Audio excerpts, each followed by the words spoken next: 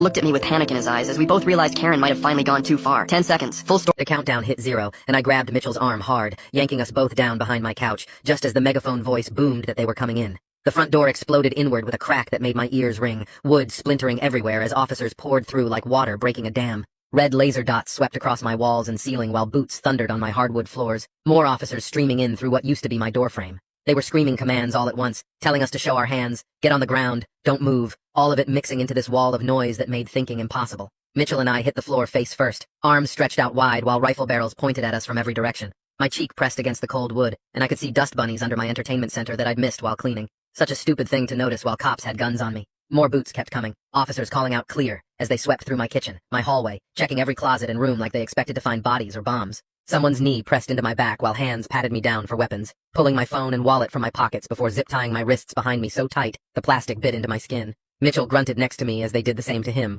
both of us lying there like criminals while my house got torn apart by what looked like half the police force. I managed to turn my head enough to tell the officer kneeling on me that I was the homeowner, and this was all a huge mistake. But he just said they were following protocol for a reported hostage situation, and to stay still. After what felt like forever, but was probably 10 minutes, they finally let us sit up against the wall, though they kept us about 6 feet apart with an officer standing between us. The lead officer grabbed his radio and reported the scene was secure with 2 males in custody and no weapons found, which made me want to laugh because the most dangerous thing in my house was probably the expired milk in my fridge. Through my living room window, I could see Karen out in my driveway talking to someone who looked like the police captain, her arms waving around like she was conducting an orchestra while those stupid pom-pom slippers bounced with every gesture. Even from inside, I could see her mouth forming words, and it looked like she kept saying dangerous and threatened over and over while pointing at my house. A woman in plain clothes ducked through my broken doorframe and introduced herself as a crisis negotiator, crouching down in front of me with this careful expression like I might snap at any moment. She started asking me gentle questions about what happened tonight, so I explained about the morning incident with Karen jumping in front of my car, how I'd invited them for drinks to smooth things over,